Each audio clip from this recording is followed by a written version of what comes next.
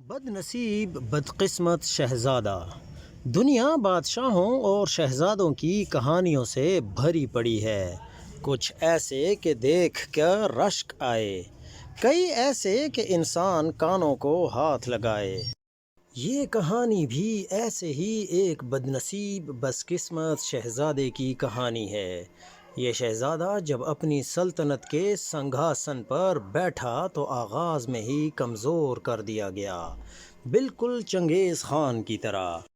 چنگیز خان ابھی نو عمر تھا کہ باپ مر گیا، سارا قبیلہ ساتھ چھوڑ گیا کہ یہ چھوٹا سا لڑکا پورا قبیلہ نہیں سنبھال سکتا، یہ کمزور ہے۔ شہزادہ بھی کمزور تھا، دنیا نے اسے رد کر دیا۔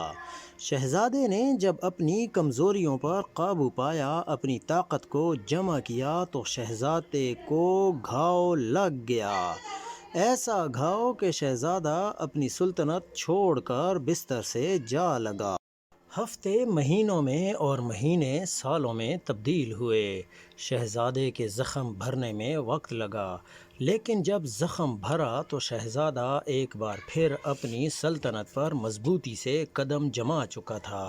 شہزادے کی پہلی سلطنت کھیل کا میدان تھا۔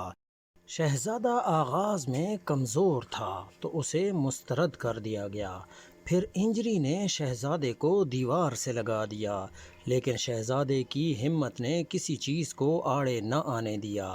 شہزادہ اپنی پہلی سلطنت کرکٹ کا بادشاہ بن گیا، ایسا بادشاہ کہ اپنی اس سلطنت میں آج بھی ناقابل تسخیر ہے۔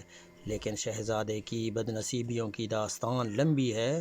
شاہ جہان کی محبوب ترین چیز اس کی بیگم ممتاز محل جان سے گئی۔ شاہ جہان نے اس کی یاد میں تاج محل کھڑا کر دیا۔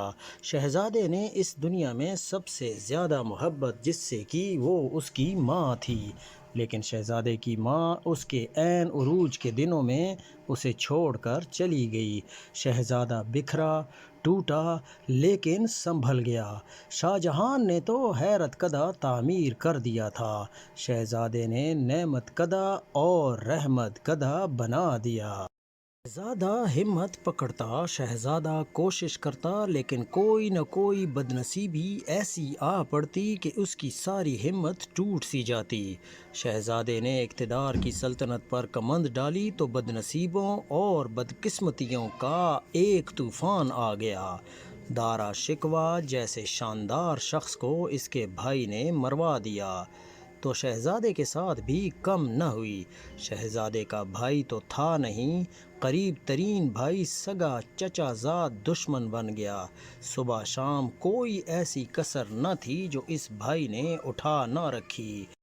جولیس سیزر کو جب اس وقت کی اسٹیبلشمنٹ نے گرانے کا منصوبہ بنا لیا اور سیزر کے سب سے قریبی دوست بروٹس کو ذمہ داری سونپی، بروٹس نے جب سیزر کو خنجر گھونپا اور سیزر نے مڑ کر دیکھا تو پکار اٹھا، بروٹس تم بھی!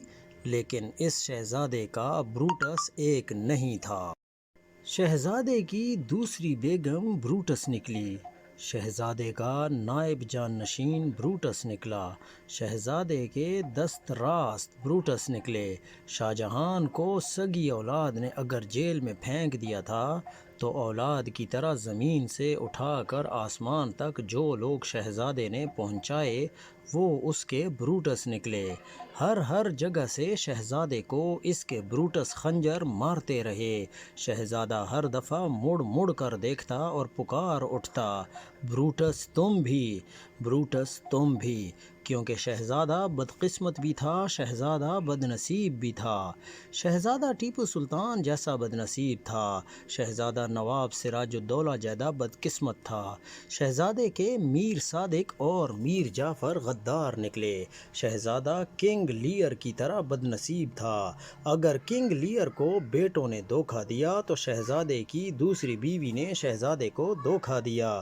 شہزادہ بد نصیب جو ٹھہرا، بدقسمت جو تھا۔ ترک شہزادہ عثمان اول اپنے سے کہیں زیادہ طاقتور، بازنطینی ایمپائر سے جا ٹکرایا۔ شہزادے کی خودداری اور سرفروشی بھی اسے دنیا کی سب سے بڑی طاقت کے سامنے لے آئی۔ یہ بھی بدقسمتی ہی ٹھہری کہ ہم پلہ مخالف کی بجائے اپنے سے کئی گنا بڑے اور طاقتور اور بے غیرت دشمن سے نبرد آزما ہونا پڑا۔ شہزادے پر صلاح الدین ایوبی والا وقت بھی آیا کہ خلیفہ العادل نے جب ایوبی کی مقبولیت دیکھی تو اسے جیل بھجوا کر اسے مٹانا چاہا۔ شہزادے کو بھی جیل میں بھیج کر اسے اور اس کی مقبولیت کو توڑنے کی کوشش ہوئی، لیکن شہزادہ بدنصیب تو تھا، بدقسمت بھی، لیکن شہزادہ کمزور اور بزدل نہیں تھا۔ شہزادے کو اپنوں نے دھوکے تو دیے تھے، لیکن شہزادہ کب کسی پر تکیہ کرنے والا تھا؟ شہزادہ تو اپنے زور بازو سے لڑنے والا شخص تھا۔ شہزادے کے سپہ سالار تو غدار نکلے تھے، لیکن شہزادے کی قوت اس کی فوج نہیں، اس کے عوام تھے۔ شہزادہ باہر آئے گا اپنی ہمت اور بہادری کے بل بوتے پر، وہ اپنے زور بازو سے آئے گا، وہ اپنے عوام کے لشکر کی مدد سے آئے گا۔ وہ سلاخوں کے پیچھے کھڑا ہو کر کہتا ہے کہ گرچہ ٹپکے کا ہونٹوں کی پڑیوں سے لہو، مگر میری انا کو یہ ضد ہے کہ مسکرانا ہے۔ اس کی مسکراہٹ اور زنجیر کی جھنکار سے غداروں کی راتوں کی نیندیں اڑ چکی ہیں، کیونکہ یہ تو اٹل ہے کہ اس نے آنا ہے۔ وہ